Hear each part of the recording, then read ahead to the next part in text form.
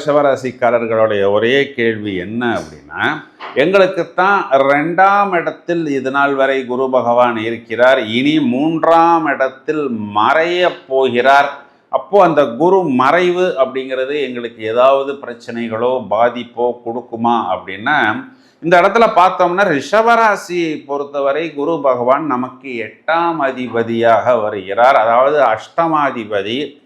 ஒரு விதத்தில் பார்த்தோம் அப்படின்னா அவர் கெட்டவன் அப்படிங்கிற ஒரு அமைப்பில் தான் ரிஷபத்துக்கு வருகிறார். ஏன்னா இந்த ரிஷபராசிக்காரர்களை பார்த்தாலே பொதுவாகவே எல்லாருக்கும் ஒரு விதமான ஒரு பொறாமைன்னு சொல்லலாம், ஒரு ஈகோன்னு சொல்லலாம், இல்லைன்னா ஒரு காம்ப்ளெக்ஸ் அப்படிங்கிற மாதிரியும் சொல்லலாம். இதெல்லாம் வந்து விடுகிறது. ஒரு சின்ன கேப்பு கிடைச்சா போகிறோம். இந்த சைக்கிள் கேப்பில் ஆட்டோ ஓட்டுறான்லாம் சொல்கிறாங்க பார்த்தீங்களா? இவரை விட்டால் சைக்கிள் கேப்பில் ஒரு பெரிய லாரியே ஓட்டி விடுவார். மலை வென்று இவர் மேலே வந்து விடுவார். நம்மை கூட இவர் கிராஸ் பண்ணி போய் விடுவாரோ அப்படிங்கிற மாதிரி ஒரு ரிஷபராசி சகோதரனாக இருந்தாலும் சகோதரியாக இருந்தாலும் ஒரு மாதிரி போட்டு அமுக்கி கொண்டிருக்கிறார்கள் அப்படின்னு சொல்லலாம். இனி என்ன நடக்கும் அப்படின்னு பார்த்தோம்னா, முயற்சி ஸ்தானம் வெற்றி ஸ்தானத்தில் குரு. இப்போ இனி வரக்கூடிய காலகட்டங்களில் இவர்கள் யாரையும் எதிர்பார்க்க மாட்டார்கள். மேலும் மேலும் முயற்சி செய்து அதற்குண்டான அபிவிருத்தியை, சந்தோஷத்தை, அந்த வெற்றியை, பெயர் புகழ் அந்தஸ்தை இவர்கள் பெறுவார்கள். இவர்களுக்கு மட்டுமா செலவு பண்ணுவாங்க அப்படின்னா, தன்னுடைய சகோதரர்களுக்கும் செலவு பண்ணுவாங்க. ஏன்னா 3ஆம் இடம்ங்கிறது சகோதர ஸ்தானமாகவும் வருகிறது.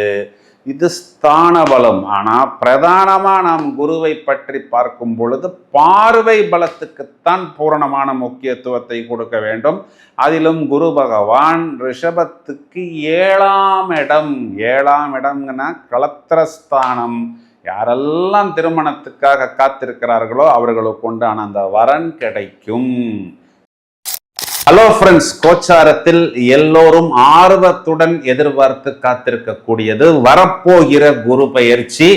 மே மாதத்தின் கடைசி 26/5/2026 குரு பகவான் தனது சொந்த நட்சத்திரமான புனர்பூச நட்சத்திரத்திலேயே மிதுனராசி மண்டலத்திலிருந்து கடகராசி மண்டலத்துக்கு பயிற்சியாக இருக்கிறார். மேலும் அவர் சனி பகவானின் நட்சத்திரமான பூசம் மற்றும் ஆயில்ய நட்சத்திரத்தையும் வரிசையாக கடக்க போகிறார்.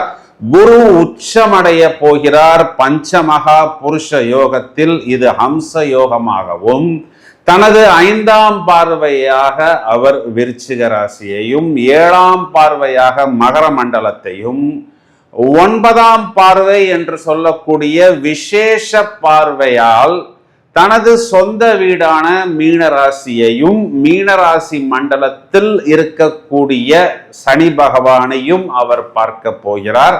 இதுல என்ன ஒரு பிளஸ் அப்படின்னா, இந்த வருடத்தின் கடைசியில் ராகு பகவான் மகர ராசி மண்டலத்துக்குள் வந்தாலும் ராகு பகவானையும் குரு பகவான் பார்க்க போகிறார். அப்போ நிறைய பேருக்கு அதிர்ஷ்டத்தை குரு பகவான் வாரி வழங்குவதற்கு தயாராக இருக்கிறார். என்ன, பரிகார கிரகத்தில் முதன்மையான கிரகமாக சொல்லப்படுவது இந்த குரு பகவானைத்தான். பொதுவாகவே ஜோதிடம் பார்க்கும் பொழுது எல்லாமே குரு பார்வை வந்து விட்டது, வியாழ நோக்கம் வந்து விட்டது, சுபகாரியங்கள் நடக்க போகிறது, தயாராக இருங்கள் அப்படின்னு எல்லோரும் சொல்லி நீங்கள் கேள்விப்பட்டிருப்பீர்கள்.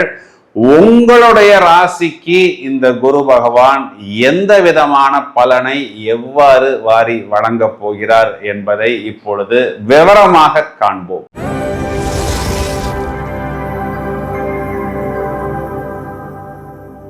ரிஷபராசிக்காரர்களுக்கு பலன் சொல்றதுக்கு தான் ரொம்ப நேரமா காத்துக்கிட்டு இருக்கிறேன். ஏன் அப்படின்னா, எல்லா ரிஷபராசிக்காரர்களுடைய ஒரே கேள்வி என்ன அப்படின்னா, எங்களுக்குத்தான் 2ஆம் இடத்தில் இது நாள் வரை குரு பகவான் இருக்கிறார், இனி 3ஆம் இடத்தில் மறைய போகிறார். அப்போ அந்த குரு மறைவு அப்படிங்கிறது எங்களுக்கு ஏதாவது பிரச்சனைகளோ பாதிப்போ கொடுக்குமா அப்படின்னா, இந்த இடத்துல பார்த்தோம்னா ரிஷபராசியை பொறுத்தவரை குரு பகவான் நமக்கு 8ஆம் அதிபதியாக வருகிறார். அதாவது அஷ்டமாதிபதி. ஒரு விதத்தில் பார்த்தோம் அப்படின்னா அவர் கெட்டவன் அப்படிங்கிற ஒரு அமைப்பில் தான் ரிஷபத்துக்கு வருகிறார். ஸோ கெட்டவன் கெடுவது, கெட்டவன் மறைவது ஜோதிடத்தில் நல்லதுன்னு சொல்லப்படுகிறது. இதனால நமக்கு ஒரு பெரிய ப்ளஸ் இல்லை அப்படின்னா கூட ஒரு பெரிய மைனஸ் இல்லை. இன்னொரு ஆங்கிளில் பார்த்தோம் அப்படின்னா 2ஆம் இடத்தில் குரு கொடுக்கக்கூடிய சுப பலன்கள் அப்படிங்கிறது 3ஆம் இடத்தை விட கொஞ்சம் கூடுதல் தான். இருந்தாலும் இந்த இடத்துல இன்னொரு ஆங்கிள்லையும் நாம் இந்த விஷயத்தை எடுத்து பார்க்கணும். ரிஷபத்தை பொறுத்தவரை குரு பகவான் லாபாதிபதியாக வருகிறார். லாபாதிபதி தன்னுடைய சொந்த வீட்டை லாபஸ்தானத்தை இனி பார்க்க போகிறார். 3ஆம் இடம்ங்கிறது முயற்சி ஸ்தானமாகவும் வெற்றி ஸ்தானமாகவும் ஜோதிடத்தில் சொல்லப்படுகிறது. இப்போ இதனால் வரை ரிஷபராசிக்காரர்களுக்கு என்ன நடந்தது அப்படின்னா, இவர்களுக்கு லாபத்தில் சனி பகவான் வந்த பிறகும் 2ஆம் இடம் தனம் குடும்ப ஸ்தானத்தில் இவர்களுக்கு குரு பகவான் வந்த பிறகும் நிறைய பேரை இவர்கள் தூக்கி விட்டார்கள், நிறைய பேரை வழிநடத்தினார்கள். இவர்களால் முடிந்த ஒரு உதவியை இவர்கள் நிறைய நபர்களுக்கு, அது வியாபாரமாக இருந்தாலும் சரி, இல்லை உத்தியோகமாக இருந்தாலும் சரி, இல்லை இவர்கள் எங்கெல்லாம் ஒரு ஹெட்டாக இருக்கிறார்களோ, ஒரு குருவாக இருக்கிறார்களோ, நிறைய நபர்களை இவர்கள் தூக்கி விட்டார்கள். ஆனால் இவர்கள் யாரையெல்லாம் தூக்கி விட்டார்களோ அவர்களெல்லாம் இவர்களை தூக்கி அடித்தார்கள் அப்படின்னும் சொல்லலாம். அதாவது ஒரு விசுவாசம் இல்லாமல் இருந்தார்கள். இவர்களுக்கு யாரெல்லாம் குருவாக இருக்கிறார்களோ, பாஸாக இருக்கிறார்களோ, ஹெட்டாக இருக்கிறார்களோ, அவர்களெல்லாம் இவர்களை கரெக்டாக கைடு பண்ணலை, இவர்களை கரெக்டாக வழி நடத்தவில்லை.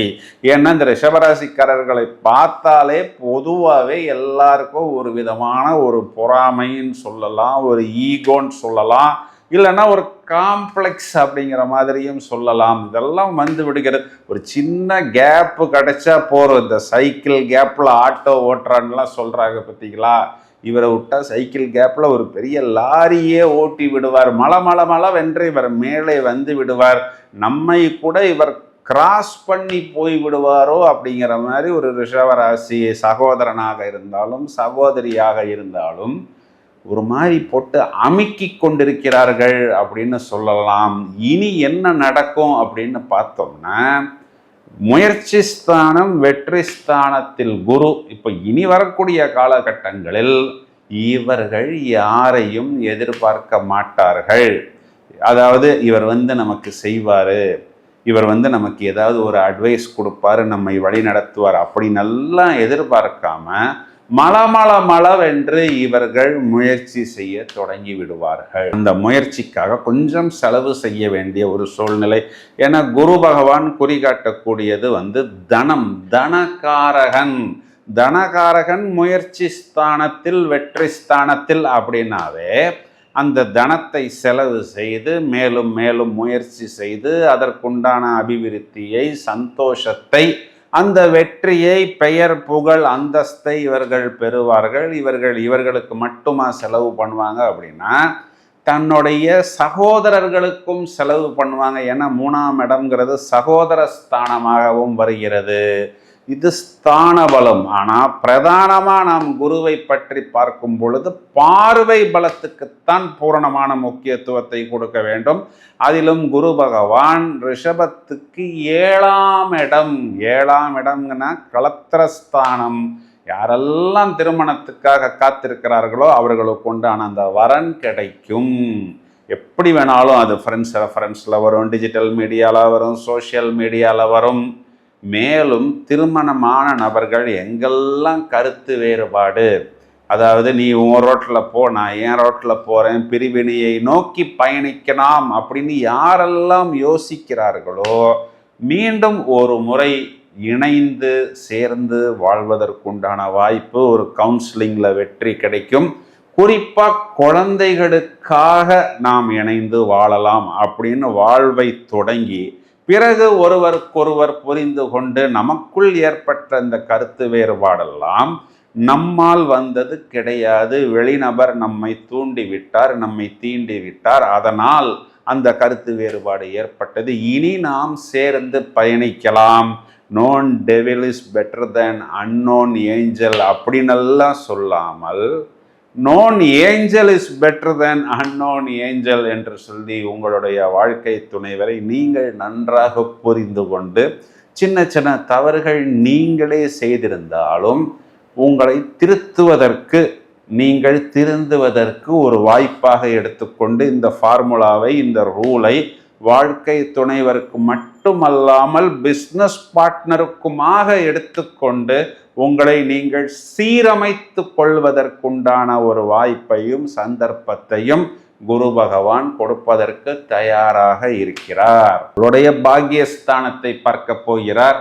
அது உங்களுடைய பித்ருஸ்தானம். அப்போ பூர்வீகம் சம்பந்தப்பட்ட விஷயம், ஊரில் இருக்கக்கூடிய இடத்துல இருக்கக்கூடிய வில்லங்கம் தீருவது, பிரச்சனைகள் தீருவது, அப்பாவுடைய பழைய சொத்துக்கள் வருவது, அப்பாவிற்கு கிடைக்க வேண்டிய அபிவிருத்தி, மரியாதை, கௌரவம், உயர் பதவி, உயர் அந்தஸ்து, அவார்டு, ரிவார்டு, பட்டங்கள் அனைத்தும் கிடைப்பது மட்டுமல்லாமல் இப்போ பாக்கியஸ்தானம் அப்படின்னு சொல்லப்படுவதே என்னன்னா ஒரு லக்ஸரி, கம்ஃபர்ட்டு, இல்லைன்னா இந்த பெரிய யாகங்களுக்கு போவது, கோயில்களுக்கு போவது, பூஜை புனஸ்காரங்கள் செய்வது, ஒரு நல்ல சந்தோஷத்தை, ஒரு நல்ல கௌரவத்தை வெளிப்படுத்துவது, புத்திர பாக்கியம் ஏற்படுத்தி கொள்வது, இதெல்லாம் ஒரு பக்கம்.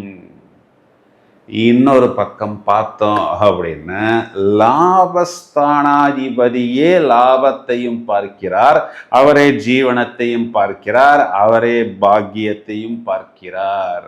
அப்போ என்ன அர்த்தம்? லாபாதிபதி சாட்டானை பார்க்கிறது அப்படிங்கிறது, இந்த இடத்துல சாட்டான் ஜீவனாதிபதியும் பாக்கியாதிபதியாகவும் வருகிறார். அப்போ இது ஒரு மாதிரி ஒரு ட்ரிபிள் சாண்ட்விச் அப்படிங்கிற மாதிரி நாம் எடுத்துக்கொள்ளலாம். 9ஆம் அதிபதியையும் 10ஆம் அதிபதியையும் 11ஆம் அதிபதி பார்ப்பது, சொந்த வீட்டை பார்ப்பது, 9, 10 அதிபதிகள் 11ஆம் வீட்டில் இருப்பது கேட்பதற்கே என்ன சொல்றது, அதாவது இது அப்படியே காதில் தேனாக பாலாக வந்து பாய்கிறதுன்னு சொல்வதை போல் இந்த அதுக்கும் மேலே அதுக்கும் மேலே அதுக்கும் மேலே அப்படிங்கிறது இந்த இடத்தில் இதில் என்ன ஒரு பெரிய ப்ளஸ் பாயிண்ட்னா, இது பூரணமாக நம்மளுடைய லாபஸ்தானத்தில் வந்து வருகிறது. லாபாதிபதி உச்சம், லாபாதிபதி சொந்த வீட்டை பார்ப்பது, 10ஆம் அதிபதியை பார்ப்பது அப்படிங்கிறது நமக்கு ஒரு எக்ஸ்ட்ரீம் ஃபேவர், எக்ஸ்ட்ரீம் லக்கு, ஒரு எக்ஸ்ட்ரீமான ஒரு அபிவிருத்தி, ப்ராஃபிட்டை நவகிரகமான குரு, அதில் பூரணமான சுபத்துவமான கிரகம் குருவும், ரிஷபத்துக்கு தொழில்காரகன் அப்படின்னு சொல்லக்கூடிய சாட்டானும் நமக்கு இப்படி ஒரு வாய்ப்பை இனி ஏற்படுத்துவது எப்போங்கிற சொல்ல முடியாத அளவுக்கு ஒரு பாசிட்டிவ் வைப்ரேஷனை தூக்கி கொடுப்பதற்கில்லை, அள்ளி கொடுப்பதற்கில்லை, வாரி வழங்குவதற்கு தயாராக இருக்கிறார்கள். அப்போ ரிஷபராசிக்காரர்கள் இதனை பூரணமாக எடுத்துக்கொள்ளணும். இதுல இன்னொரு பிளஸ் பாயிண்ட் என்னன்னா, இந்த பக்கத்தில் 10ஆம் இடத்தில் ராகுவும் நமக்கு தொழிலில் நிறைய வாய்ப்புகளை கொடுப்பதற்கு தயாராக இருக்கிறார். வருடத்தின் கடைசியில் ராகு பகவான் 9ஆம் இடம்னு சொல்லக்கூடிய மகரமனைக்கு வந்தாலும் சிலர் கேட்கலாம், சார் ரிஷபத்துக்கு இது 9ஆம் இடம் அப்படிங்கிறது பாக்கியஸ்தானம் மட்டுமல்ல பாதகஸ்தானமாகவும் வருகிறது அல்லவா அப்படின்னா கூட அந்த இடத்திலும் உங்களுக்கு குரு பகவான் உங்களை விடமாட்டார். ஏன் அப்படின்னா மகரத்தில் இருக்கக்கூடிய ராகுவையையும் குரு பார்க்க போகிறார். மகர ராகுவுக்கு நிகர ராகு கிடையாதுன்னு ஜோதிடத்தில் ஒரு சொல்லடை உண்டு. ரிஷபத்தை பொறுத்தவரை இவர் நமக்கு சத்ரு கிரகமாக இருந்தாலும் கெட்டவன் மறைவது அப்படிங்கிறது மட்டுமல்லாமல் பார்வை பலத்தால் நமக்கு 7, 9, 11ஆம் இடத்தில் நிறைய சுப பலன்களை குரு பகவான் அள்ளி கொடுப்பதற்கு தயாராக இருக்கிறார்.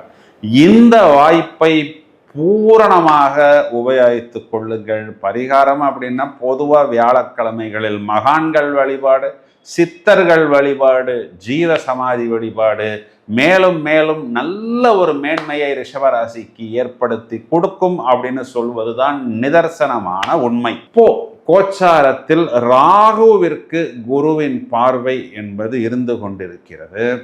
இப்போ ராகு பகவான் இந்த வருடத்தின் கடைசியில் தான் மகர ராசி மனைக்குள் செல்ல போகிறார். அப்போ ஜூன் மாதம் முதல் டிசம்பர் வரை ராகுவிற்கு குருவின் பார்வை அப்படிங்கிறது மறுக்கப்படுகிறது.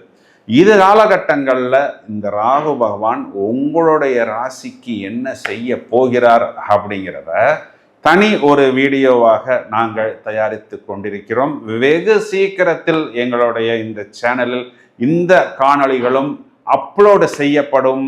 தொடர்ந்து இணைப்பில் இருங்கள். இந்த பதிவை உங்களது நண்பர்களுக்கும் உறவினர்களுக்கும் ஷேர் செய்யுங்கள். Thank you friends.